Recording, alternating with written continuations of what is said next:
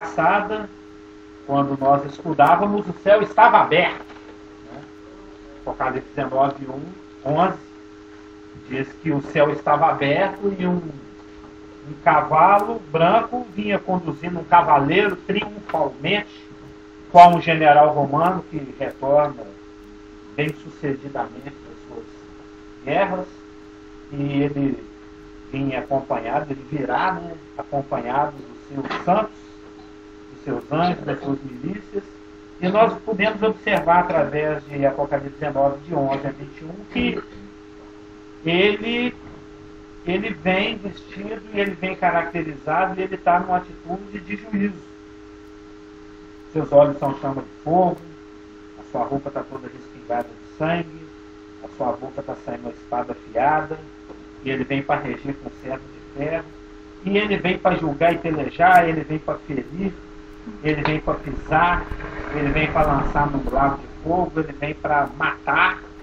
Então é a hora em que, de tanto que a graça de Deus foi rejeitada, Deus não teve como, e ele teve que exercer a sua inflexível justiça em função da sua santidade. E ao final da tribulação, a gente vê, por exemplo, hoje nós vamos ver muitos cristos. Em Mateus, prepara o dedo aí, e hoje é dia de passear. Né? Porque o livro de Apocalipse é o livro da consumação, e principalmente agora do capítulo 20 em diante, no capítulo 20 até o 22, é a hora que depois que a irmã tricotou aquele arraiolo, ou fez aquele crochê, né? Ou ficou lá com aquelas agulhinhas, já viu as irmãs quando ficam assim? No teatro. Na tricotando, crocheando, ou tem o arraiolo, né?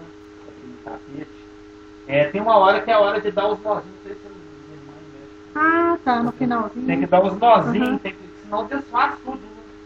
Não sei se alguém já puxou aquela linha solta da blusa de lã, quando você vê a blusa está no meio da barriga, né? Vai desfazendo tudo, então tem que arrematar. E agora, do capítulo 20, é a hora do arremate. E Apocalipse, por ser um livro que já está fechando, está consumando, as coisas estão se encerrando, ela vai fazer referência, e isso já vem acontecendo, a todos os outros livros. Né?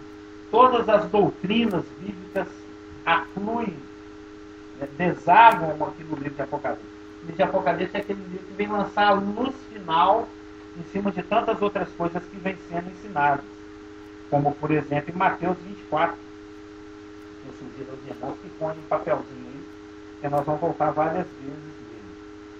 Em Mateus 24, 29 diz o seguinte: logo em seguida, ou seja, acabou. Logo em seguida, a tribulação daqueles dias, os 1260 dias, nós já aprendemos em Apocalipse 11, os 42 meses, que nós já aprendemos em Apocalipse 11 também, livro 2, os 3 anos e meio, a metade da semana 70, ou 70ª semana de Daniel. Após esse período de 1260 dias, ou 3 anos e meio, ou 42 meses, logo em seguida da tribulação daqueles dias, o sol escurecerá, a lua não dará sua claridade, as estrelas cairão do firmamento e os poderes dos céus serão abalados. Então aparecerá no céu o sinal do Filho do Homem, que é o próprio Filho do Homem, e todos os povos da terra se lamentarão e verão o Filho do Homem vindo sobre as nuvens do céu com poder e muita glória. Nós cantamos a música. Sim.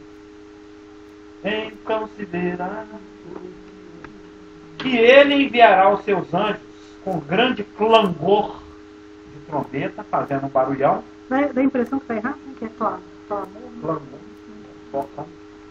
Os quais reunirão os seus escolhidos dos 4 ventos, de uma a outra extremidade dos céus.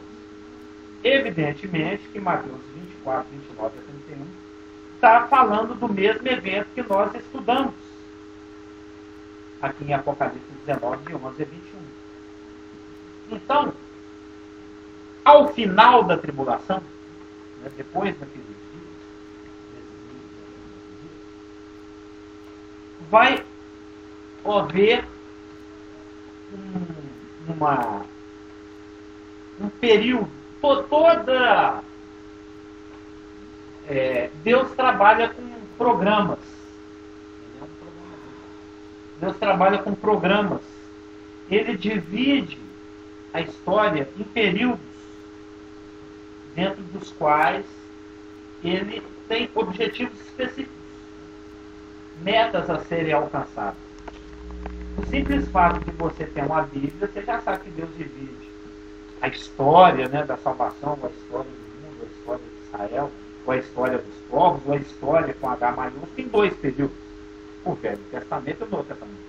Qualquer um que tem uma Bíblia sabe que logo no comecinho aqui tem uma página branca, tem uma página branca aqui, ó, escrita de todo tamanho no comecinho: o Velho Testamento, o Antigo Testamento.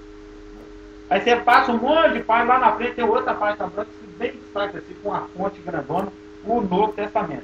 Então, isso quer dizer que Deus divide em velho e novo. Mas na realidade ele divide mais. Quem já, não sei se a Elaine passou por isso, né? Os recém-convertidos, não sei se o outro deve ter passado por isso. Os recém-convertidos da comunidade antiga, eles iam para uma aula de discipulado na qual eles estudavam aquele livrinho do Seinescópio, né? Manejando bem a palavra da verdade. Uma das lições que se aprendia eram as dispensações. Então, a cada grupo de tempos, Deus estabelece uma forma de agir, objetivando um propósito. E muitas vezes acontece de, entre um período dentro do qual Deus trabalha com um propósito e outro período dentro do qual Deus trabalha com outro propósito, costuma haver um intervalo.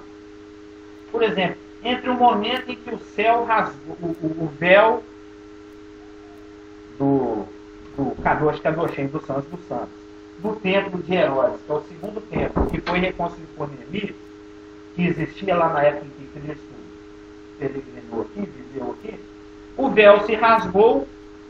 Deus com isso estava falando o seguinte: ó, a velha aliança caducou.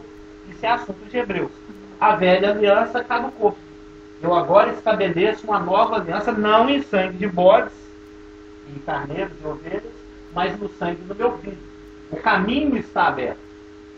Uma nova aliança se abre. Ou seja, entre o fim da lei, que foi ditada pelo terremoto, o véu se rasgando, e essa nova dispensação que começou no dia de Pentecostes, que é a ativação da igreja, houve um período de 50 dias. Entre o dia da Páscoa, no qual Cristo morreu, e o véu se rasgou, e a lei foi abolida, caducou, e o início da igreja lá em Pentecostes, houve um intervalo. 40 dias Cristo ficou andando aqui com o pessoal, dando provas irrefutáveis da ressurreição dele, mandando Tomé mexer na pereba dele. Lá mexe aqui, ó. E o dedo dele, ó. Você está duvidando? Comeu, atravessou paredes, deu provas irrefutáveis, Lucas fala, da sua ressurreição.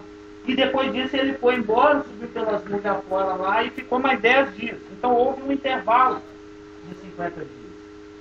E isso é mais ou menos comum. Por exemplo, entre o momento em que a tribulação termina, né, que nós acabamos de ler aqui em Mateus 24, 29. Depois da tribulação daqueles dias, o céu, lá, o sol, a luz, aí Jesus aparece lá nas nuvens, e ele manda os anjos dele recolher a turma dele.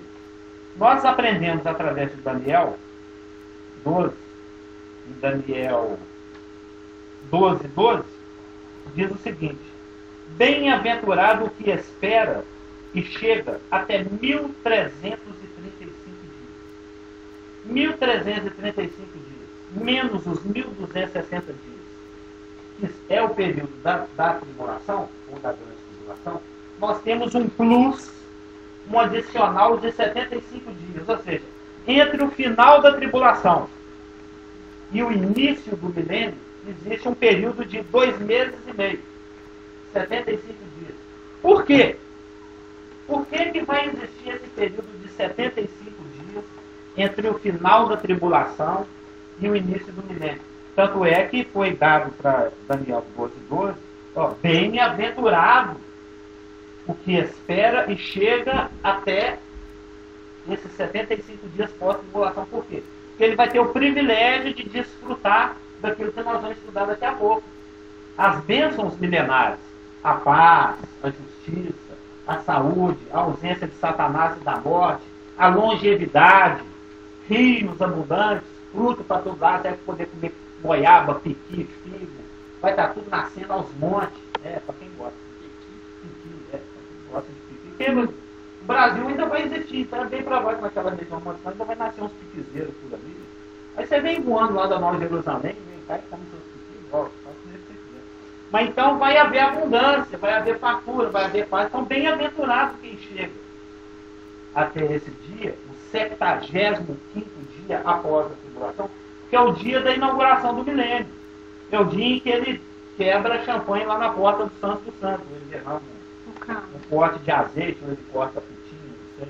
Então, aí entre esses 75 dias aqui, depois deles é que vai começar o milênio, né? Exatamente. Ao 75º dia, pós 1260 dias da tribulação, inaugura-se o milênio. É durante a faxina, né? Esses 75 dias. Exatamente, ela falou bem. É o período de faxina. Só vai ser o julgamento, sim? Oi? Esse 75 dias vai ser aquele julgamento das ovelhas e dos bodes? Inclusive, vão acontecer 1, 2, 3, 4, 5, 6, 7, 8, 9, 10, 11, 12 coisas. Nós vamos ver elas todas agora. São 12 coisas que vão acontecer nesse período de 75 dias, que a Elaine batizou de período de faxina. Que é correto.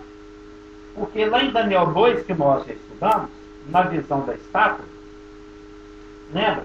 A cabeça de ouro é a Babilônia, os braços de prata é a Média Pérsia, o ventre de bronze é a Grécia Macedônia, as pernas é Roma, os pés, nós estamos ali no tornozelo atualmente, né? Nós já estamos quase no pé ali, que é a mistura de barro com ferro, é a Confederação Europeia Bestial. 2:36 diz o seguinte, que quando a pedra de Jesus Cristo é a pedra, cortada sem auxílio de mãos, bate nos pés da estátua e esmiuça todos os componentes dessa estátua, né? No 36 fala o seguinte, ó, então foi juntamente esmiuçado o ferro, o barro, o bronze, a prata, o ouro, os quais se fizeram como a palha das eiras no estilo, aquela palhinha que está voando. E o vento os levou. Lembra até que eu brinquei com isso? E o vento levou. 2:36. 2:35. 35. E o vento os levou. E deles não se viram mais vestígios. Esse período de 75 dias é o período em que o vento fica soprando. O vento, a gente sabe, o sopro, nós aprendemos na semana passada, o sopro é a palavra de Deus sendo executada. Ele não vai tornar inoperante, de acordo com o segundo Testamento. Ele vai matar com o sopro da sua boca. Nós vimos as palavras no grego. Ele vai tornar o anticristo inoperante ao mando da sua palavra e da sua ordem que vai ser obedecido. Prende esse rapaz aí, ó. É Epói Puxinedró. Ele não atua mais. Não é isso? Não vimos? Não está aprendendo? Então, talvez até anotou. Então, ao final da tribulação, durante esse período de 75 dias que transcorre entre o momento em que a besta está reunida com seus exércitos e combatendo e pelejando contra Cristo, e que Cristo se manifesta até a inauguração do milênio, algumas coisas acontecem. Então, ao final da tribulação, Cristo se manifesta corporal e visivelmente a toda a humanidade. Apocalipse 1:7, e todo olho verá. Apocalipse 19:1, viu o céu aberto, um cavaleiro se chama fiel, verdadeiro, julga e entender com justiça, e que busca gente conosco. E Mateus 24:30, aparecerá no céu o sinal da vinda do Filho do Homem. 2. Quando Cristo põe seus pés na terra e demonstra poder, abalando sobrenaturalmente os poderes cósmicos, Mateus 24:29, sol, a luz escurecerá, todos aqueles versículos que nós vimos de Joel, de Isaías, de blá blá blá, que é anotado aí. Quando Cristo põe seus pés na terra, ele demonstra poder de duas maneiras. Esse é o 2 ainda? É o 2. Tanto é que eu estou repetindo. Né? Quando Cristo põe seus pés na terra, ele demonstra poder de duas maneiras. Abalando sobrenaturalmente os poderes cósmicos. Joel, Mateus 24, Isaías, aqueles versículos que e ele parte ao meio o Monte das Oliveiras. Zacarias 14:4. Número 3. Ao final da tribulação, após ele se manifestar corporal e visivelmente, após ele demonstrar poder, abalando cosmicamente o Monte das Oliveiras, ele destrói os exércitos da besta e o serve como ceia às aves, humilhando publicamente a besta e provando que pode pelejar contra ela. Apocalipse 19:21. Lembra? O último versículo da semana passada. Os restantes foram mortos com a espada que saiu da sua boca e as aves se passaram pela cidade. E a pergunta que ficou ecoando ao longo dos últimos 3 anos e meio da tribulação é: quem é semelhante à besta? Quem pode pelejar contra ela? Então Cristo ele se manifesta com poder para demonstrar: eu posso pelejar contra ela. Quer ver? Ele mata os exércitos da besta, serve de ceia, de repasto para as aves, o que é uma humilhação. Vide o caso do Golias, vide o caso da Jezabel. E, ser alimentado. E o próximo passo que nós vamos ver agora. Você está falando das aves, de Apocalipse 19:21. Eu lembro que o Fernando Claus comunicou um tempo atrás conosco, sobre uma reportagem do Fantástico, né? E a fala que serão as aves jamais vistas na terra, né? Que comerão carne de cavalo, e uma reportagem um tempo atrás do Fantástico falou que eles estavam tentando capturar uma ave que jamais vista na região do Oriente Médio, sobrevoando Jerusalém, carnívora, uma ave grande, carnívora. Eles estavam tentando capturar para pesquisar sobre ela, né? Então, e também mesmo no Fantástico falou que isso, acho que na entrevista do documentário, que o Monte das Oliveiras está ficando de fora a fora, no meio dele. Está ficando. A palavra de Deus tem impacto. Então, a coisa já vai se preparando. O terreno está se preparando tudo para que, quando Jesus vem, se abre. Né?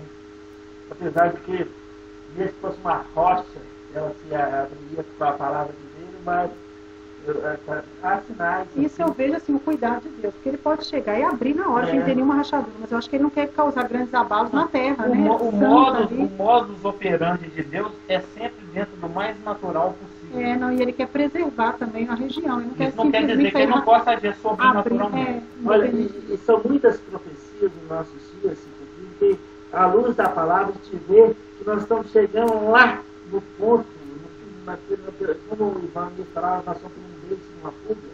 Nós estamos, há 20 anos atrás estávamos um beijo numa fuga, imagina agora. Há 20 anos atrás, não. Há 1900 anos atrás, os apóstolos escreviam nestes últimos dias. Exatamente.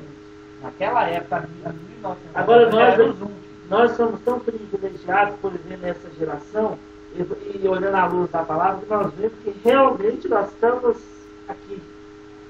Nós estamos na linha de chegada praticamente. Assustadoramente perto. Não, cara, sim, o Ivan, uma vez, parece que falou comigo, esse negócio da rachadura, né? Parece que é uma coisa natural. Deus já deixou, já tudo preparado nos mãos, certas catástrofes, para tipo, né, já ia, que ia acontecer no tempo determinado por ele, já antes da fundação do mundo, já predeterminado por ele. Tipo, o mar vermelho que abriu, essas aparentes catástrofes naturais que vão acontecer, principalmente na grande população.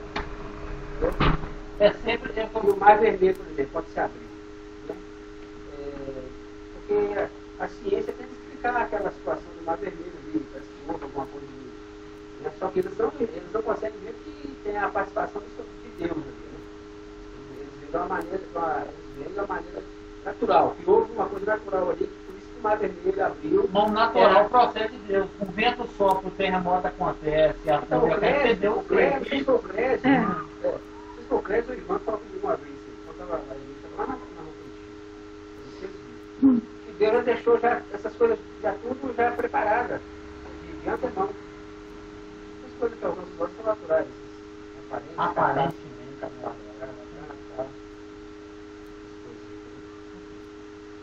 Mas é isso mesmo, a gente, com certeza, a gente está aí no caminho do fechamento de tudo. Então, ao final da tribulação, Cristo se manifesta, ele demonstra poder, ele destrói os exércitos da besta. Ô, Carlos, perdão. Olha, tem muitos amados colegas, pastores, que não quer que Jesus volte agora, quer que demora mais tempo, porque tem muita coisa para gastar, então, e para ganhar, então espera um pouco mais. Ó, isso é verdade, viu? Tem muitos colegas que falam, Jesus, demora mais um pouco. Daí, enquanto nós queremos agora, Senhor, Maranata. Por que você falou? Ó, Para mim você falou outra coisa depois disso. Não. Tá.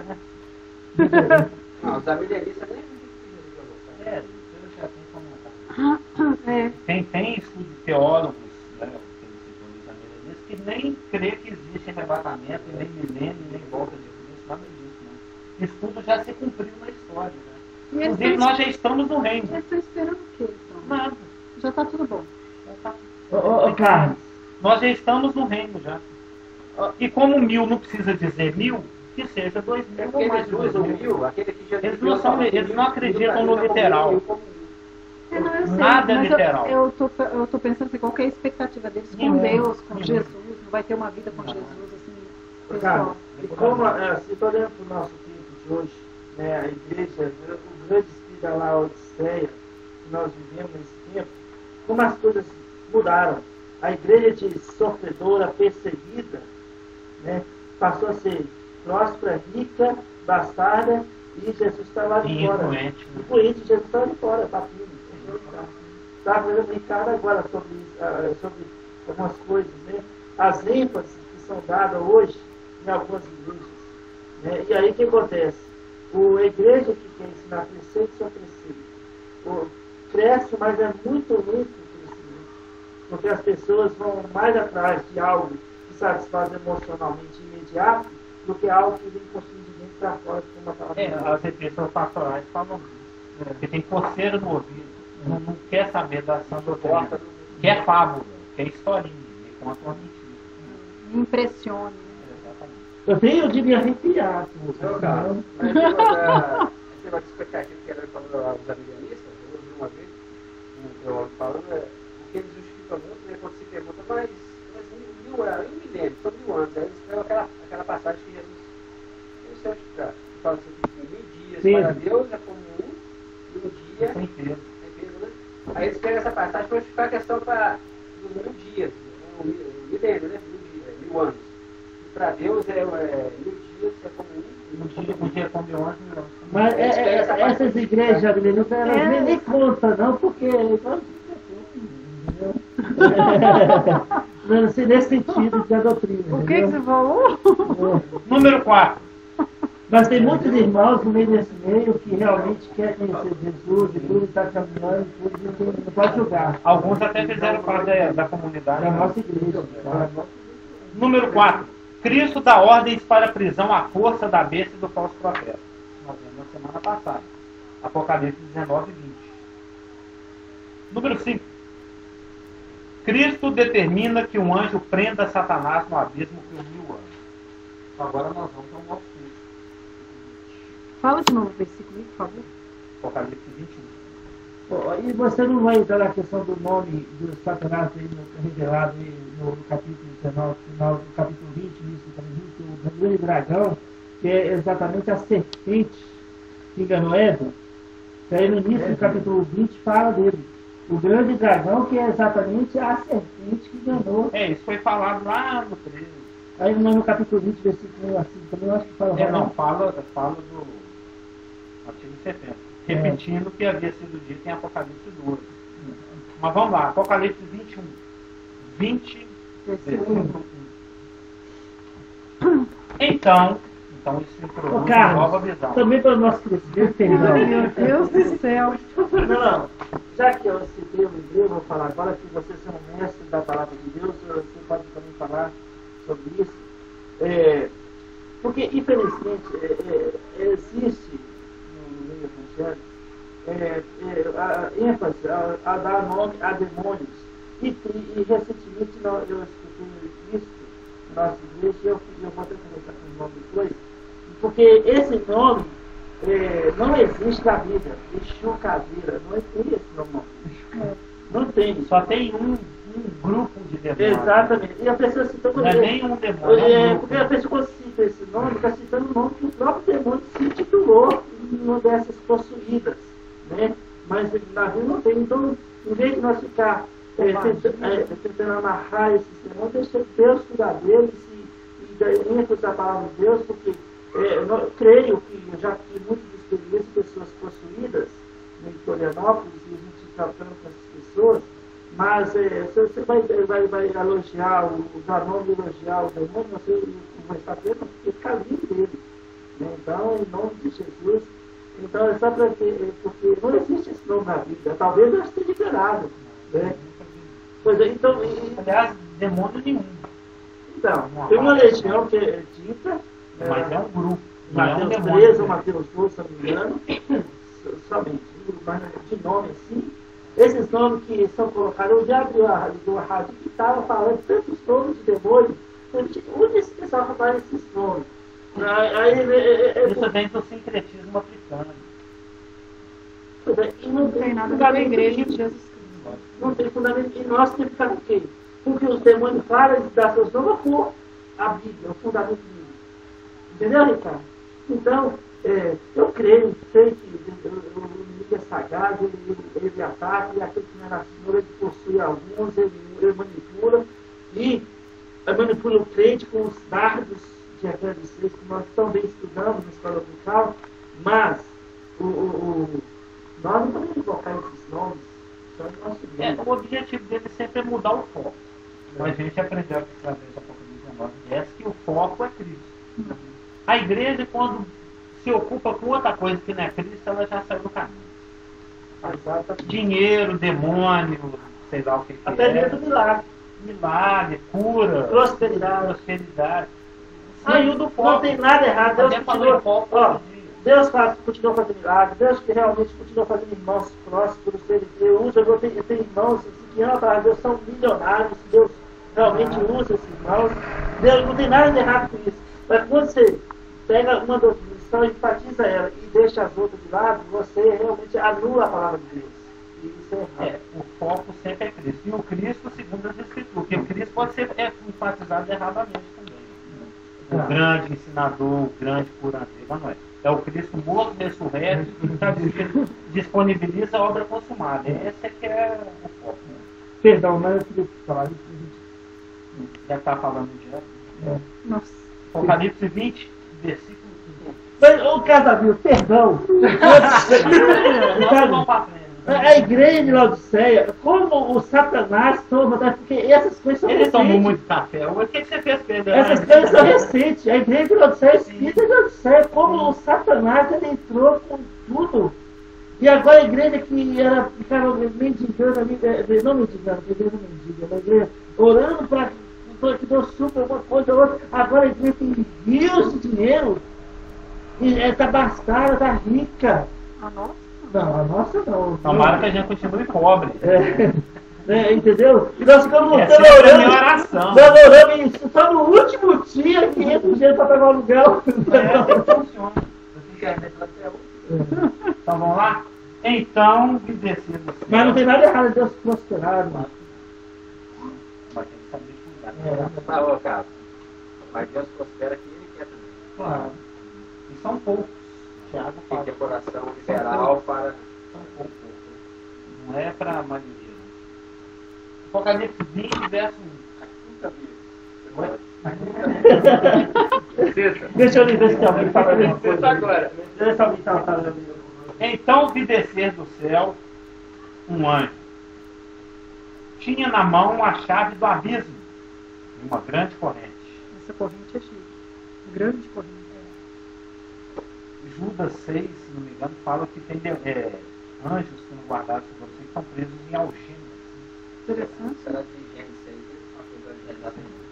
Ele segurou o dragão, a antiga serpente, que é o diabo, Satanás, e o prendeu por 1000 anos. Lançou-o no abismo, fechou-o e pôs selo sobre ele, para que não mais enganasse as nações, até que se completarem os 1000 anos. Depois disso, é necessário que ele seja solto por pouco tempo. Vi também tronos, e nestes sentaram-se aqueles aos quais foi dada a autoridade de julgar. Vi ainda as almas dos decapitados por causa do testemunho de Jesus, bem como por causa da palavra de Deus, tantos quantos não adoraram a besta, nem tampouco a sua imagem, e não receberam a marca na fronte e na mão, e viveram, e reinaram com Cristo durante 1000 anos. Os restantes dos mortos não reviveram, até que se completassem os 1000 anos. Esta é a primeira ressurreição. Bem-aventurado e santo é aquele que tem parte na primeira ressurreição. Sobre esses, a segunda morte não tem autoridade.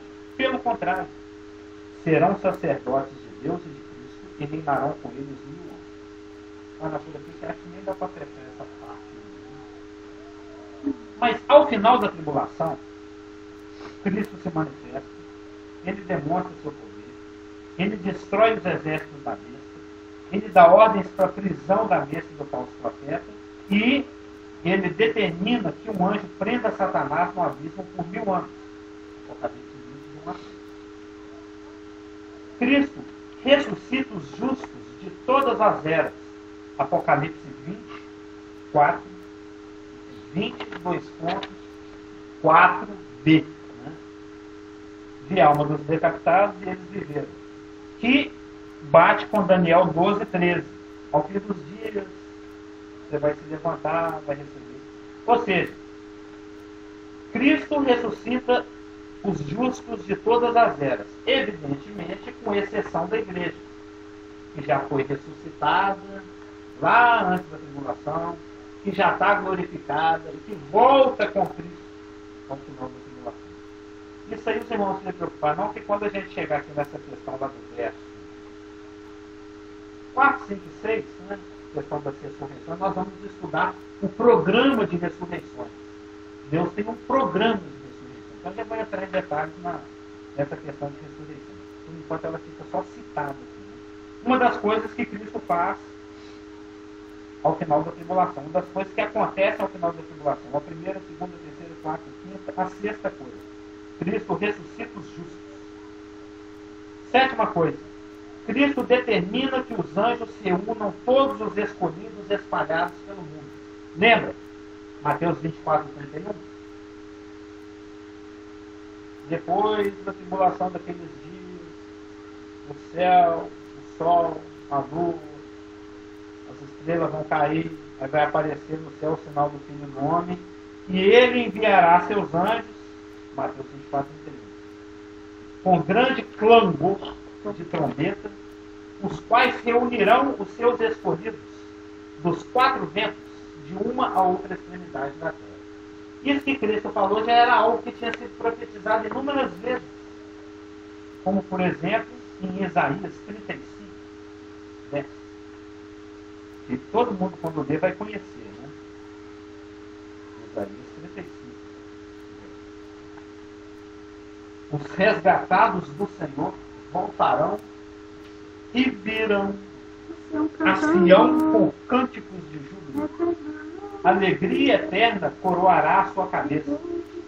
Gozo e alegria alcançarão, e deles fugirá a tristeza e o gemido. Não tem nem jeito de ler esse versículo sem cantar. Né?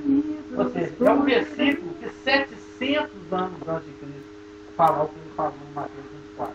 E 2.700 e bolachinha antes de acontecer, já estava profetizado. Os resgatados do Senhor voltarão a Sião. Isso também foi profetizado em Jeremias 23. 3. Vai andando ali, ó. Isaías, Jeremias, logo para frente. Jeremias 23, 3. Eu mesmo recolherei o restante das minhas ovelhas de todas as terras para onde as tiver afugentado, e as farei voltar aos seus apriscos. Serão fecundas e se multiplicarão. Isso é o final da tribulação, dentro desse período de 75 dias, antes de dar início ao milênio. Também em Jeremias 31:8, esse mesmo evento foi profetizado ali uns 550 anos antes de Cristo e 2.500 e bolachinha anos antes de acontecer. Isso é só lá no final da tribulação. Jeremias 31:8. Eis que os trarei da terra do norte e os congregarei das extremidades da terra.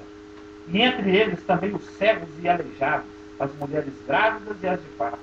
Em grande congregação voltarão para Cristo. Também em Ezequiel 34, logo depois de Jeremias, o Rafa.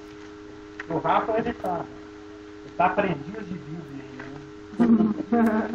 Apesar que ele já está ficando rapidinho, já afastado da já está falando muita gente no ele está se bolso. tornando menino aplicado. Ele está tendo aula particular. Privilégios de Nouro, né? Tem privilégio de Nouro, né? Ezequiel 34, de 11 a 13. Nouro.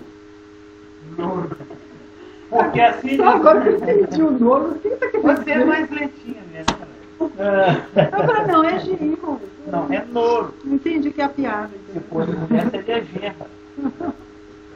Porque assim diz o Senhor Deus: eis que eu mesmo procurarei as minhas ovelhas e as buscarei.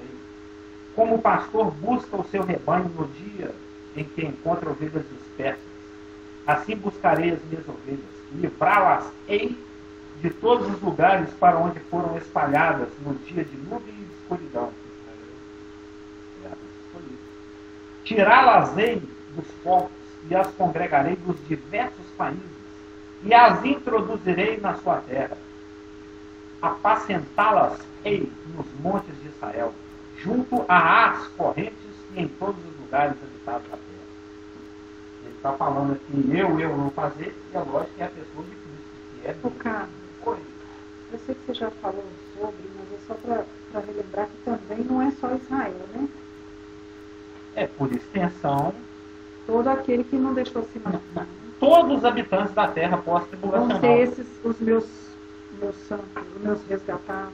As profecias foram dadas por profetas israelitas ao povo israelita. Mas, como a gente vai chegar daqui a pouco lá em Mateus 25, ele vai julgar todos os sobreviventes pós-tribulacionais. Mas ele não tem promessa nenhuma para esse pessoal, não. As promessas dele foram dadas por profetas israelitas ao povo israelita. O pessoal que se contente com Nostradamus e com o Exu Caveira aí, ó. Eles que dê seu jeito. Mas profecias foram dadas por profetas israelitas ao povo Aí nesse israelita. momento aí que vai ser dada essa ordem, ainda vai ter esse remanescente judaico, que não vai ter esse sinal. Judeus crentes Judeus e crentes. descrentes. Vai ter judeu tatuado e judeu não tatuado. Todos vão ser resgatados? Não. Só Todos vão ser reunidos. Nós vamos ver daqui a pouco. Ele vai ter uma separação de Mateus 25. é do bode, sei, bode do ovelha. Eu estou falando assim, dos outros que não aceitaram a marca, eles vão continuar, acho que estão ainda até o Não, momento. não. Vão ser recolhidos também. Que não anula, você falou que não tem promessa dos gentios, não anula que tem promessas. Não tem promessas diretas, tem promessas via Israel. Israel, do Egito, Vão ser abençoados. as nações ali tem promessas. Até a qual As nações andarão à tua luz, tem Isaías. as nações, igual o Marcos. Isso é o que a gente vai ver no estudo do milênio. Por enquanto nós Eles estamos vão ouvir falando, no vácuo, né? Não, Vai puxar no a vácuo. igreja em vácuo. mas uma promessa específica, falando, não esquenta sua cabeça não, que eu estou te buscando. Todos os pactos, toda a aliança justo. diretamente com Israel. Sim, com Israel. E se cumprem no remanescente que crê. Aqueles que andam na pisadura da fé. É como na de própria Abraão. época da lei também, que tinha um estrangeiro, tinha. Sim. Tá. E tinha o judeu descrente. O judeu que ficava adorando a rainha do céu, o Baal. Tammuz, o Baal, blá blá blá, blá e outros, né? Os 7 trancas, 18 ruas, sei lá, tem um monte de coisa. Né? Mas em Ezequiel 36, Misericórdia. Ezequiel 36, não tem um... Mas a depressão, esse texto que você deu, a depressão está falando só sobre Israel. Está falando só sobre Israel mesmo. Não. Deus. Está falando só para E é o cumprimento de Romanos 11, 25. Ele vai trazer ele. É. O resto vem no vácuo, como diz a Elaine. O resto No vácuo. É porque como já está no final também dos acontecimentos, vai ter que dar. Para fazer essa faxina tem que tirar todo mundo também. Sim, Né? claro. Por isso, Carlos, nesse tempo que nós vivemos da graça, não há distinção de judeu ou grego. Que não é o caso aqui, nós não estamos na época da igreja. Nós estamos aqui no tempo da graça da igreja, que é para todos. O judeu nascido de novo hoje está na igreja. Ele é membro do povo local. Mas aí, como você bem está tão bem falando isso sobre a tribulação, aí ali a última semana é com Israel. Diretamente tempo de angústia de Jacó. É tempo de angústia de Jacó, exatamente. Então, aí os gentios que creem durante aquele tempo vão estar exatamente no vácuo do povo, que a semana é com. Os irmãos não podem esquecer que nós estamos falando de profetas aqui que profetizaram 500, 600, 700 anos de Cristo. E a revelação de Deus é progressiva. Nessa época em que essas profecias que estão sendo lidas aqui de Isaías, de Jeremias, de Ezequiel, de Joel, a revelação não tinha sido completada em detalhes como foi depois que o Espírito foi dado na igreja. Quando Cristo veio, por exemplo, em Mateus 24, ele acrescenta detalhes que nenhum profeta viu. João, no ano 90 depois de Cristo, vai acrescentar um detalhe que nenhum profeta viu, o fato de que esse reino duraria 1000 anos. Eles falaram de todas as características do reino, que ia ser um reino de paz, que Davi ia reinar, que o renovo do Senhor ia ser justo, que ia viver muito, blá blá blá blá blá, ia ter a ovelha junto com a leoa, a criança brincando perfeita, blá blá blá, mas ninguém falou do tempo. Toda a parte. E ninguém falou que Satanás estaria preso. Esses detalhes foram acrescentados lá depois, porque a revelação é progressiva. Então, nesse momento, a única coisa que eles veem é que os resgatados do Senhor estão voltando. Lá em Mateus 25, o Senhor vai falar que também junto vai vir os judeus tatuados que fizeram o pacto com o anticristo e os gentios, tanto que tatuados ou não tatuados? Tatuados e não tatuados, exatamente. Aí ele vai separar. Na Quem verdade, entra no milênio e quem não entra. o judeu olhava a linha escatológica dessa forma aqui.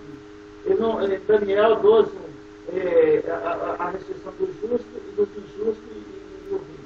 Eles não via esse intervalo aqui no meio, eles via ali direto até no final. Então, porque por causa das profecias, dava todo, como falou, falava todo sobre o reino, mas não falava, não especificava de quanto eles mesmos, como. Então, aí sim, a progressividade da palavra de Deus é tão fantástica que vai trazer luz no texto, no outro texto, por isso, para não ter pretexto, a gente olha na totalidade, aí nós vemos esse espaço da graça da igreja voltando, e vem João e põe um farol em cima da palavra de Deus. Ela fala exatamente o tempo. Já dentro do Novo Testamento a coisa é mais detalhada e mais iluminada. E que fecha exatamente com todos os profetas. É porque é hora de dar um nozinho, senão o crochê de Exato. Mas você não percebe que é fantástico, Rafael, você está chegando agora. É algo maravilhoso para Deus, que ela fala assim, não tem como. É o que nós vamos aprender domingo agora na Rua Cebu 242, na Escola Dominical Daniel. É porque a profecia ela é apotelesmática. Ai, ai. Quem quiser saber o que é isso, faz domingo lá na igreja. É porque a profecia ela é apotelesmática. E é isso que o irmão falou. Ele vê num plano coisas que na realidade são separadas por um vale, por um intervalo. Mas ele vê como uma sequência. A ótica a igreja está ainda oculta em Deus. Paulo falou isso amplamente em Efésios e outros livros, que era um mistério. Colossenses, o grande mistério, 1:27. Mas por enquanto aqui estamos falando da primeira, segunda, terceira, quarta, quinta, sexta, sétima coisa que que vai acontecer ao final da tribulação. Ele vai determinar que os anjos reúnam todos os seus escolhidos espalhados pelo mundo. Mateus 24, 31, Isaías 35, 10, assim voltarão ser datados do Senhor, que nós se alcançamos. A alegria do caminho. Jeremias 23, 3, Jeremias 31, 8, Ezequiel 34, de 11 a 13, e outros que nós não vamos nem ler, né? Os irmãos anotam aí em casa, faz igual os de Bereia. sejam mais nobres, abram as suas Bíblias, leiam os seus contextos para ver se as coisas são de fato assim.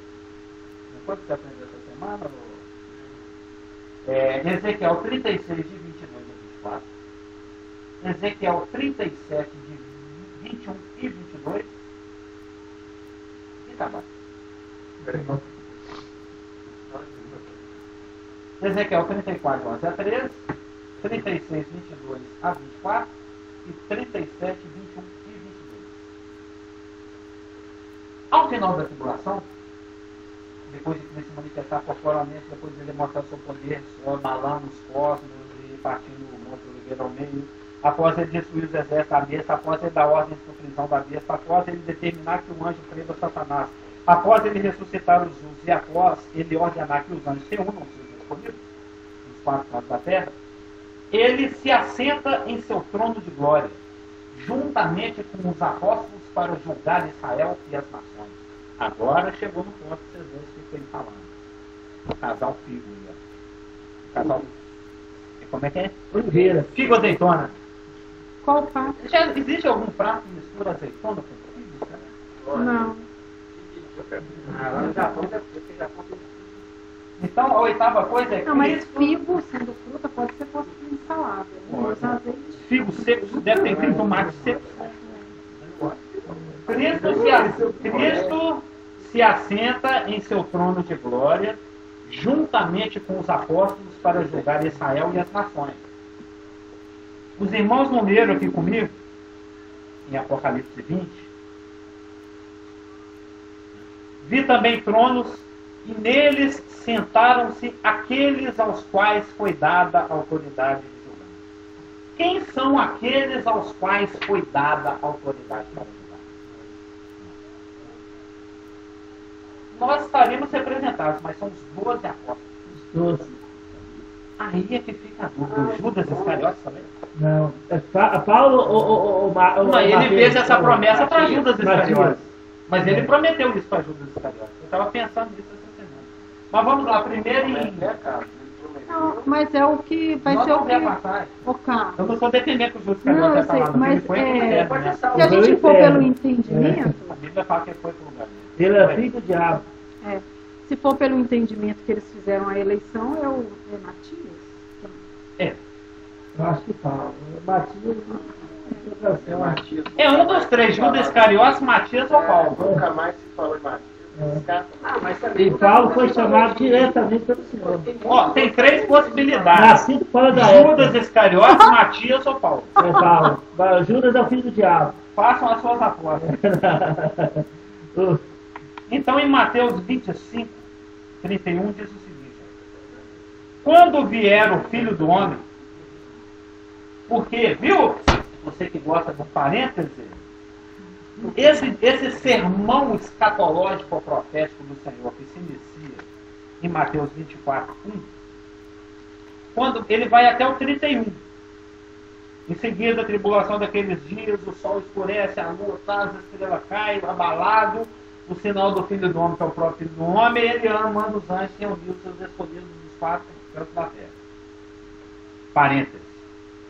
Do 24, 32 até o 25, 30 é um parênteses de exortação à vigilância dada ao remanescente judaico-tribulacional. Então são bobões os irmãos que aplicam a parábola das 10 igrejas da igreja. Porque essa mensagem está sendo dada para o remanescente judaico-tribulacional, que tem que perseverar até o fim para poder usufruir dessas bênçãos prometidas ao 75º dia pós-tribulação, do qual falou Daniel 12:12. Então, em Mateus 24, 31, 25, 31, é a continuação do 24, 31. Ele vem aí, quando vier o Filho do Homem na sua majestade, todos os anjos com ele, então se assentará no trono da sua glória. Ele mandou. Você está falando Mateus 45, né? 24 e 31. Tanto é que, não fala o capítulo. 24 e 25 é capítulo. Capítulo 24. Como é? Tem uma ordem cronológica. Você fala o que? Dentro do livro de Mateus? Porque tanto é. Eu estava observando outro igreja não vai estar aqui mais, né? Está falando em relação às 10 virgens, porque essas 10 virgens no contexto judaico, né? Da época da grande tribulação. Né? Porque lá em Mateus 22 já está falando das bodas da boda do cordeiro, antes de Mateus 24. Mateus 22 já está falando das bodas do cordeiro, quer dizer, a noiva não está aqui mais. Quando chegar Mateus 24, a noiva não está aqui mais. Você pode ver lá em Mateus 22 já está falando das bodas do cordeiro. E aí tem um... É bem antes daquela questão das 10 virgens, lá de Mateus 24. Aquele versículo famoso que os irmãos pegam para falar que o Cristo pode ter a salvação, né? Ah, irmão, aquele que não perseverar até o final não será salvo. A igreja não está aqui mais. A igreja não está aqui mais. O contexto ali é a última semana do céu, a última semana do Daniel, é tribulacional. Um será tirado, outro ficado.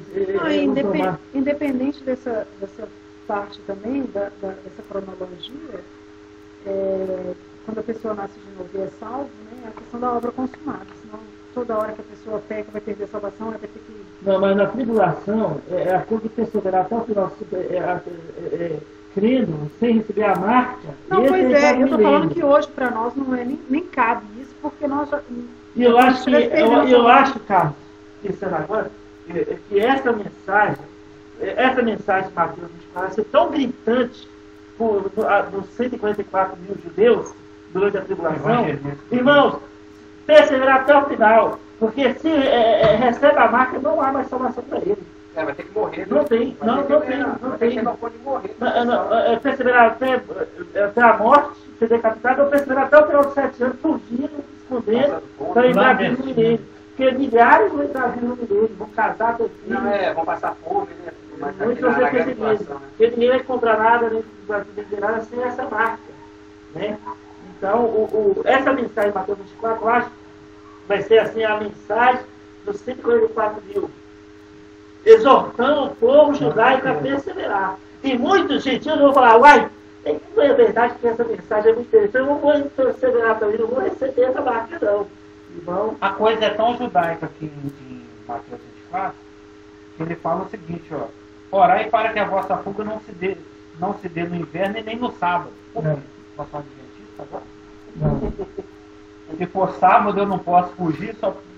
O que a igreja tem a ver com o sábado? Até é bom você citar esse versículo, porque quando, ainda na época da escola, quando eu estudei esse versículo, e o pastor Marcos falando que a nossa autoridade de oração, claro que no caso é o próprio povo judeu, de intervir até nessa mudança, porque se tiver previsto para o inverno, se eles orarem e pedir a Deus, Deus pode mudar. Pode mudar essa ordem, esse tempo, entendeu? Pode mudar. Então significa que se estiver planejado para o inverno, esse discurso é para esse pessoal que vai estar vivendo nessa época. Eles aí nessa época, eles podem orar e Deus ainda pode mudar. É o inverno, agora não vou esperar o verão. Deus pode fazer isso. Carlos, então isso já muda até as contas que a gente faz. Você citou também sobre o sábado. O sábado faz parte o sexto mandamento, faz parte da lei mosaica. E foi dado a Israel. Literalmente, o sábado foi dado a testemunha de Jeová, de mentira, foi dado a Israel, que eles cumprem o sábado. O Senhor nosso Jesus. E de comemorar a Páscoa, exatamente.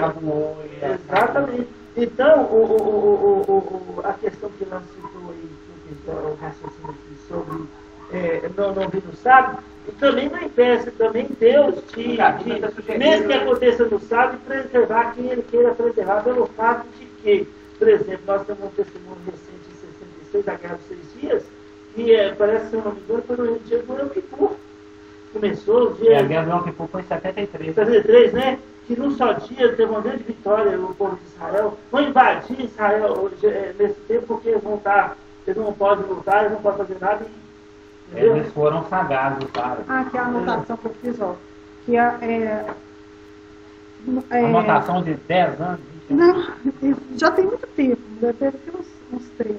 Mas que ainda não existe uma época definida, porque Deus está sensível à oração. Ou seja, ele está sensível, vai estar sensível na tribulação. Dentro dos eventos tribulacionais. Na tribulação. Deus está sugerindo para eles orarem, entendeu? Então, se eles orarem, pode mudar o negócio.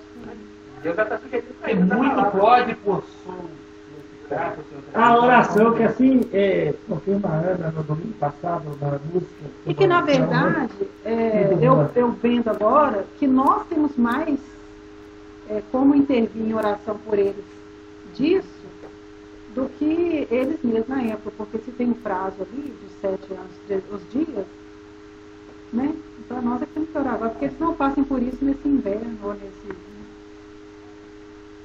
Mas a minha pergunta eles, lá na hora, quem são aqueles aos quais foi dada a autoridade de julgar que vai sentar nesses tronos aqui do Apocalipse 20, versículo 4? Jesus citou quem seria? A resposta está em Mateus 19, 28. Vamos ler o 27, né? Que o Pedro falou o seguinte. Então lhe falou Pedro. Pedro era um cara de pau, né? Eis que tudo deixamos e te seguimos. E agora, vai sobrar nada para nós? O que será, pois, de nós? O que nós vamos ganhar com isso, em outras palavras? Né? Como é que vai ficar essa história aí? Nós largamos tudo. Você falou me segue, eu larguei meu pai, larguei a sede. Larguei meu barco. Num bar de bonito aquele dia. Larguei minha esposa, larguei minha sogra. Não, ele acreditava que Jesus curou a sogra dele. Quando passava lá pela terra dele, né? Aliás, eles falam que é por isso que ele não vai fazer piada de história. Mas então, Jesus lhes respondeu: em verdade vos digo, que vós que me seguistes, quando na palingenésia o Filho do Homem se sentar no trono da sua glória, quando é que ele senta no trono da glória dele? Lá, ao final da tribulação. Assim que ele voltar no final da tribulação. Né? Depois da tribulação que ele viu o sol, isso, blá, blá, blá, blá, o sinal dos filhos do homem, ele reúne os escolhidos e assenta no trono de glória para separar os deles. Ô, Carlos, e tem gente chamando de cara de pau o Pedro, mas é a mãe daqueles dois que foi lá pedir para ele dar um do lado do outro. Dentro desse assunto mesmo. Jesus, deixa que meu filho esteja do lado do outro. Por ocasião dessa mesma palingenese aqui, que eles traduziram por restauração. Nós vamos botar uma fundo, aliás, não vai dar tempo. Porque, aliás, eu preparei 4 páginas, o Lulu falou assim, se der meia é muito. O culpado é da Cristo, ela fala demais. Nós já estamos no primeiro, assim. Mas vamos lá. Mas a palavra regeneração aqui, já fica anotada aí para a próxima. Palingenese significa renovação ou recriação. Essa palavra, por exemplo, em Tito 3,5, é a palavra que fala do nosso novo nascimento. É a palavra que fala de uma nova criação. É um termo técnico judaico, né? E daqui a pouco nós vamos estudar no milênio. A expectativa do reino era uma coisa muito presente nos contemporâneos de Cristo, na geração de Cristo. Eles estavam ali na iminência do estabelecimento do reino, e eles sentiam isso, eles percebiam isso. Era algo que as gerações e gerações já vinham vivendo nessa expectativa, nessa ansiedade. E Cristo toca nesse assunto aqui. Olha, quando eu for recriar todas as coisas, quando eu for palingenesear, quando eu for renovar as coisas, quando eu introduzir aquela era, aquele período em que as coisas retornam aos seus propósitos originais, de justiça, de paz, com a ausência do mal. Tanto é que isso que nós estamos vendo aqui é um gancho que eu estou criando, para eu falar mais para frente, que o reino vai ter as características que ele vai ter, porque Cristo, ele erradica todas as suas manifestações do mal. O mal em todas as suas manifestações. Ele destrói os exércitos da besta, ele lança a besta e o falso profeta no lago de fogo, ele prende Satanás no abismo, ou seja, ele vai inibir toda forma que possa incitar a velha natureza que existe nos homens. E ele não lança Satanás no seu destino final exatamente porque ele tem como propósito provar que a depravação do homem, ela não é fruto dos agentes externos. Eu sou mal assim porque minha mãe me batia muito. Você é mal porque você já nasceu mal. Você tem uma natureza pecaminosa.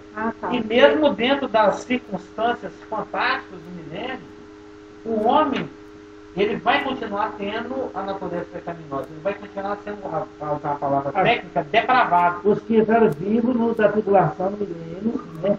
Os netos de Deus do milênio. Né? É interessante você citar esse ponto, porque vai ser o tempo fantástico de toda a história da humanidade.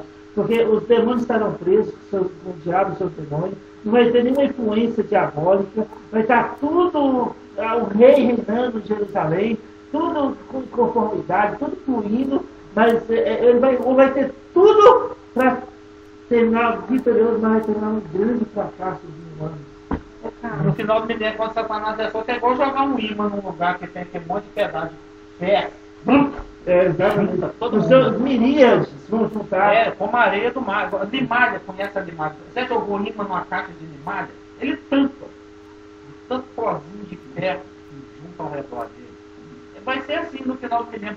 Por isso que Deus não joga Satanás lá de fogo já no início do milênio. Que ele tem esse propósito para Satanás. Evidenciar aqueles que estão insatisfeitos. Para provar que a depravação do homem é um problema interior. Carnal, não é exterior. Porque ele não vai ter do que reclamar. Mas ser licitado por Satanás não se torna algo exterior? Uma vez ser licitado, sim, mas algo exterior, no milênio não vai ter nada disso. Para catalisar algo que já estava dentro. Nós vamos estudar o milênio detalhadamente. Mas é algo de Satanás que foi lançado pelo próprio Satanás, né? Tipo assim. Isso lá no Éden. Ele inoculou, então por isso que ele é feito por algo externo que é de Satanás. A resposta. É como se Deus quisesse mostrar para o homem que o homem fala assim, não, mas esse bebezinho nasceu não tem pecado nenhum. Né? É como se Deus não, deixa eu te mostrar uma coisa, deixa ele crescer para você ver se não vai manifestar esse pecado, assim, que o bicho está lá dentro. E a própria natureza que geme, que só no final também que vai dar vai ser lavada com fogo. A natureza vai ser palingeneseada. Lavada com fogo. Então, o último a ser derrotado é a própria morte, não é isso? Que, por exemplo, havia falado a segunda morte, que é eterna, que é essa que será lançada no fogo eterno. Ou aquele que é nascido de novo, que morrer, já foi para o segundo, com o Senhor, ele não vai passar para a segunda morte, porque já tem garantia de vida eterna. Eu já vi um evangelista falando que como é que é aquele que nasce uma vez morre duas. Aquele que nasce duas morre uma. Ele talvez nem morre. Porque eu não quero morrer, eu quero ser arrebatado. Mas você está casando de hoje para amanhã. Não precisa, não está amarrado. Está amarrado. Está amarrado. Eu não estou livrando de hoje, não. Meu Marluce reclama mais que eu, mas se eu for hoje, eu não ligo, não. Ô, pastor, você acabou de falar aí que os demônios Satanás vão ser amarrados só no final da tribulação. Não, aí eu estou falando é um cacuete. É um cacuete. Mas terminando o nosso versículo aqui, que nós nem terminamos. Ô Jesus, e nós? Mas nós podemos não falar está amarrado, mas nós podemos repreender. Nós podemos anular o efeito deles com capacidade não, de vamos ser mais bíblicos. Está acorrentado em nome de Deus. Não, mas não está, mas aí. O próprio Deus vai fazer. Mas se for para iniciação, que não seja com corda, seja com corda. É porque quando a pessoa fala isso está amarrado, está se referindo a isso. Então ele está querendo dizer, então fala está acorrentado. Mas é claro que só vai acontecer nessa época, não vai acontecer agora. Mas ele está brincando. Eu sei que eu também estou brincando, né? Estou pegando gancho para... É o capitão Vaz. Mas vamos terminar nosso versículo.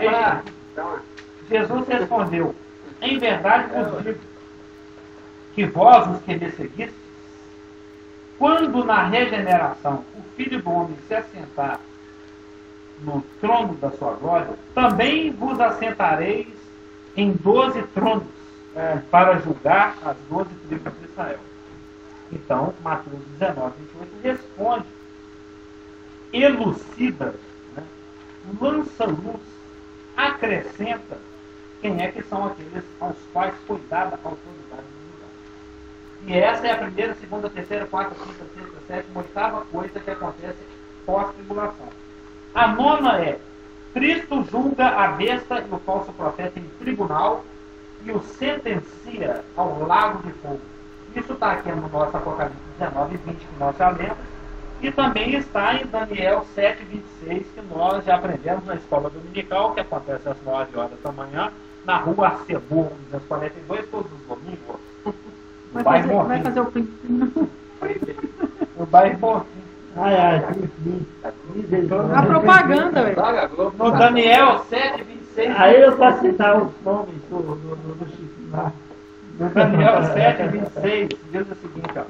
Mas depois se assentará o tribunal para lhe tirar o domínio, para o destruir e o consumir até o fim. Ou seja, Fala aí de novo o ato versículo. Daniel 7:6 que... Não, é porque eu estava anotando outra coisa. Desculpa. Daniel 7:26. Essa é a primeira, segunda, terceira, quarta, quinta, sexta, sétima, oitava, nova. A gente tem numerado. Ô, Carlos, a oitava foi qual? Porque eu pulei do 7 para o 9. Não, eu sei que eu anotei aqui, mas eu só quero pôr o número no lugar certo. Você quer saber qual? O oitavo. Ele se assenta em seu trono de glória, juntamente com os apóstolos para julgar Israel e as nações. Mateus 25:31 e seguintes. Tá. Mateus 19:18 e Apocalipse 20, versículo 4. Décima coisa que acontece ao final da tribulação. Você está falando de ser lançado no ar, eu acho que veio um negócio na minha cabeça aqui, eu já pensava sobre isso já.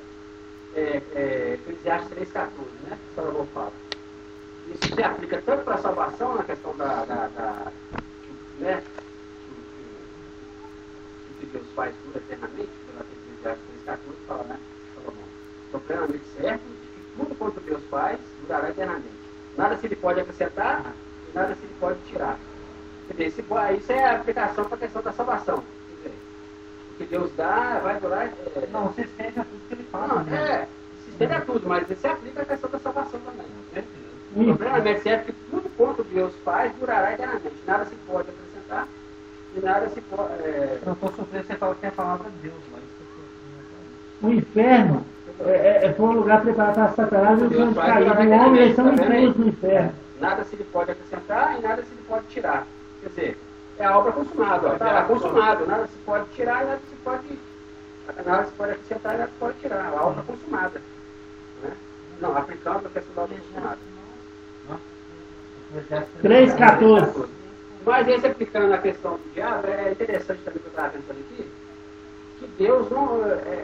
Isso aí também se aplica a questão do diabo, que Deus não vai aniquilar, não vai destruir o Satanás. Ele vai ser lançado lá de fogo, ele não vai ser sumido do mapa. Por quê? Porque Deus cumpre o que ele fala. Está aí em Eclesiastes 3:14. Eles serão galardoados de acordo com a sua. O homem vai ser. Mas eles vão durar eternamente, mas assim, sofrendo, mas vão durar. O homem vai ser um intruso nesse lugar. O homem vai ser um intruso no inferno. O inferno não foi preparado para o homem, não. Foi preparado para Satanás. Não, o que eu estou querendo dizer, pastor, é que Deus não volta atrás na palavra dele, nem em relação a Satanás. Porque ele vai permanecer. Ele não vai ser sumido do mapa. Deus tem que fazer isso, mas Deus não pode voltar atrás na palavra dele. Aniquilado. Mentiu vai ter, mas só que ele vai ser. Ele vai estar. Ele já é limitado, ele vai estar limitado, ele vai estar mais limitado só naquele lugar de sofrimento. Não, mas falando a questão do aniquilar, Deus poderia aniquilar ele.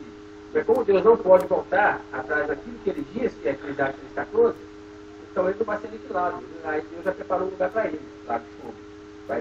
Não vai ser aniquilado, mas vai estar lá sofrendo eternamente. Entendeu? Então vamos lá. Mateus 25:31. A 10ª coisa que acontece ao final da tribulação é que Cristo julga os sobreviventes da tribulação. Ele galardoa os justos. Mas você não vai falar dos apóstolos da Galão? Ele falou. Não, ele falou os dois, mas não citou os um especial, né? O 13º ou o 12º? Não, vão ser 12 tronos. Senão tem que fazer aquela brincadeira do. Da cadeira. Eu creio que Paulo vai mas ser aí nós vamos por entrar causa numa do... seara que vai gerar. Cada um vai querer alguma coisa, né? Não, porque Judas com certeza é o filho do diabo. Mas aí a gente. Eu fico com aquele versículo também que o Ivan ensinou, e quando o pastor Marcos me ensinou a Epístola de Romanos, que na palavra de Deus, até o próprio Paulo fala que ele é um nascido fora de tempo, e só ele é colocado como apóstolo. E apóstolo é aquele que viu Jesus e aquele que seguiu e obedeceu, que é a posição de Paulo. Então, existe a grande possibilidade de ser Paulo, mas não tem nenhuma afirmação sobre isso. Ele fala que nascido fora de tempo. É como se ele tivesse sido chamado depois. E foi chamado diretamente pelo Senhor Jesus. Pelo próprio Senhor Jesus, quando ele casou em Damasco. Aí lá no dia a gente vê. É melhor esperar para ver do que ficar especulando. Mas Eu particularmente penso que é Paulo. Eu também tenho. Se pensa que o galardão dele vai ser... Não, é porque como imensurável. não está na palavra de Deus, a gente não abre margem para outras especulações. Mas pode ser inclusive Judas. Então, se for pra jogar... Que a única condição aqui Talvez é ele vai vós os ele que vai me jogar. seguistes. E Talvez um ele vai dos que jogar o- seguiu Ele foi vai, Judas. ele vai, Mas ele nem pode todos que jogar- disser Senhor, Senhor, entrará no reino dos céus. Eu estou colocando versículo fala, né? Só que Em vai verdade, ter em verdade, o eu digo- ortodoxo. Em verdade, Só para ele jogar os demônios. vós Na os raiva que que ele me está de seguistes, demônio, que ele vai julgar. vós os que me seguistes. Ele vai chegar e falar, pode deixar que esse aqui que eu julgo, porque eu fui pro inferno por causa deles. Cristo julga os sobreviventes da tribulação, galardoando os Entendeu? justos perseverantes Não. e lançando os ímpios no ar. Não, falou que Judas ele só vai ressuscitar depois do ano. Ele não vai ressuscitar antes para julgar. Porque aquele que é perdido só ressuscita no final do ano. Ele já te descarta o filho do diabo. É nesse ponto. Não sabemos. Não, o perdido só vai ressuscitar no final do ano. Isso é categoricamente A bíblico. ressurreição do horror e da É vergonha. só- E eles vão ter que ser colocados de pé. Porque eles não têm as primícias do Espírito que, como nós temos. Calma, semana que vem, se der tempo, a gente estuda a ressurreição. Então, Cristo Mateus julga- 25, 31. Quando vier o Filho do Homem na sua majestade, e todos os anjos com ele, vai ter espaço para tanto, né? Então se assentará no trono da sua glória, e todas as nações serão reunidas em sua presença. E ele separará uns dos outros, como o pastor separa dos cabritos das ovelhas. E porá as ovelhas à sua direita, mas os cabritos à esquerda. Então dirá o rei aos que estiverem à sua direita: vinde benditos de meu Pai, entrai na posse do reino que vos está preparado desde a fundação do mundo.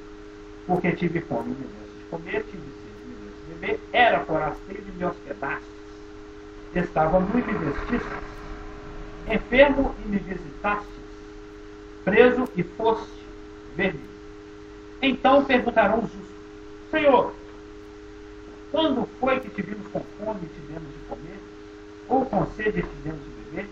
E quando te vimos forasteiro e te hospedamos? Ou nu e te vestimos? E quando te vimos enfermo ou preso e te fomos visitar?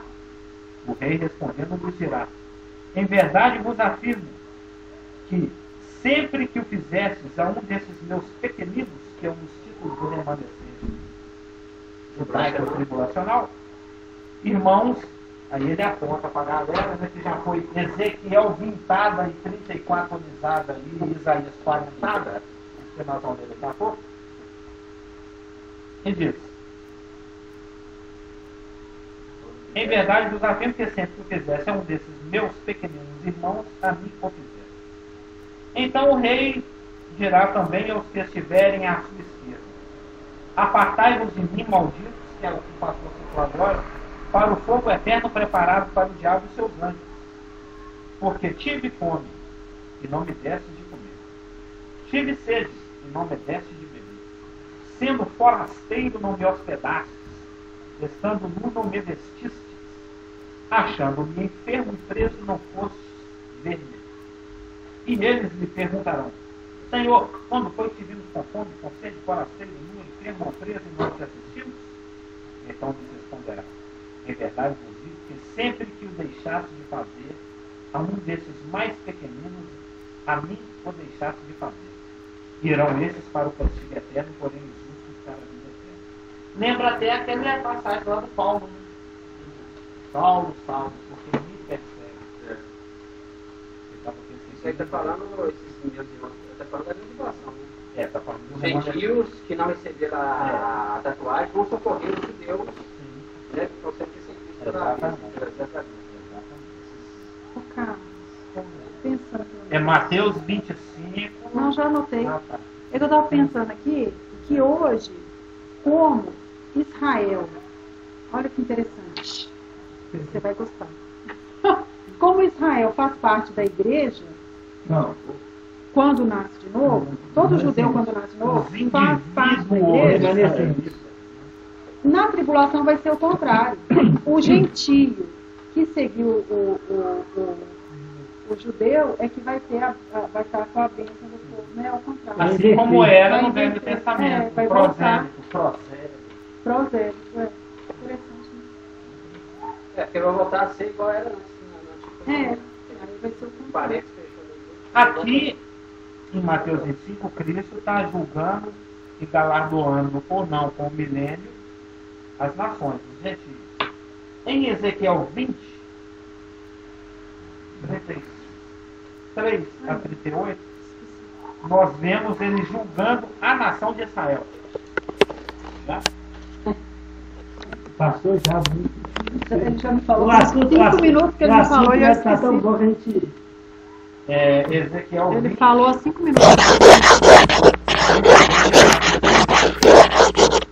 Tão certo como eu vivo, diz o Senhor Deus, com mão poderosa, com braço estendido e derramado furor, hei de reinar sobre vós. Tirar-vos-ei dentre os povos e vos congregarei das terras nas quais andais espalhados, com mão forte, com braço estendido e derramado furor. Levá-los-ei ao deserto dos povos, e ali entrarei em juízo convosco, face a face. Também em Ezequiel 34, 17 a 22,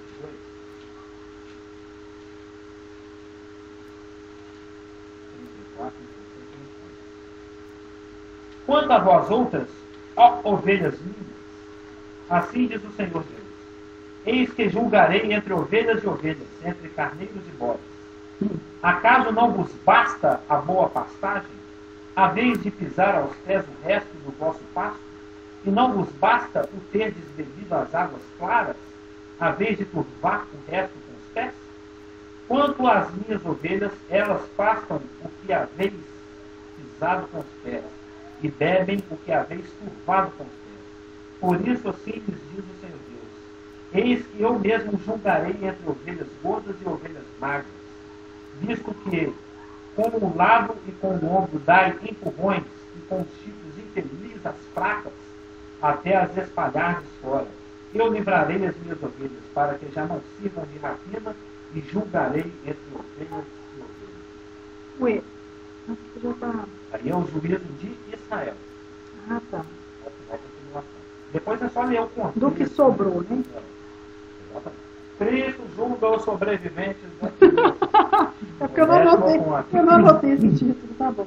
E Isaías 40, 10 e 11. Isaías 40, 10 e 11. Eis que o Senhor Deus virá com poder e o seu braço dominará. Eis que o seu galardão está com ele, e diante dele a sua recompensa. Como pastor apacentará o seu rebanho, entre os seus braços recolherá os cordeirinhos e os levará no seio. As que amamentam ele guiará mansamente. Ele gosta dessas metáforas pastoris, né? É porque é o jeito que o judeu entendia. O judeu era um povo de pastoreio. Capítulo 60 também fala sobre isso. Pastoril. Isaías 60. Eu vou citando alguns. Era um povo agropecuário. A 11ª coisa que acontece agora, a 11ª coisa que acontece ao final da tribulação, ou seja, após o final da tribulação e antes do milênio começa, é que Cristo galardoa os justos ressurrectos. Daniel 12, 13. Como é que é? Daniel Bruno. Ele galardoa os justos ressurrectos. Opa, então quer dizer que o galardão é uma referência à obediência. Não está falando de nós, não. Não, eu sei. Nós já fomos galardoados 7 anos atrás. O Abraão fez muita coisa que merece galardão. Estou pegando o ganho. 12, 13. Para dizer que a obediência ao Evangelho, ela não dá salvação e nem mantém a salvação. A obediência ao Evangelho é galardão. É 1 Coríntios 3. Ela não dá salvação e nem E um desses que a gente deu falou de galardão aí também. Não sei se foi o Isaías ou 1 Coríntios 3 para a igreja e 1 Coríntios 3. Que vai ser o grande bema, né? O julgamento no arrebatamento. Ó, meus 5 minutos, depois você desculpa. Daniel 12, 13. Tu, porém, segue o teu caminho até o fim, pois descansarás e ao fim dos dias te levantarás para receber a tua herança. O galardão judaico vai ser possessão nas terras milenárias. Apocalipse 22 também. E a 12ª coisa que acontece após o final da tribulação e antes que o milênio comece, nesse período de 75 dias, conforme dito por Daniel 12, é que Cristo determina a construção do templo milenar segundo os moldes de Ezequiel, capítulos 40, 41 e 42. Lembra o Rafa? Eu estava lá na sua casa, você rabiscando o meu aqui, ó. Tem. O bacana é você procurar na internet lá um templo milenar. Já foi aqui. E o inaugura Daniel 9, 24. Um giro santo. Ou seja, após 75 dias, durante os quais todas essas coisas são realizadas, Cristo inaugura o reino milenar. Vamos começar a falar do milênio?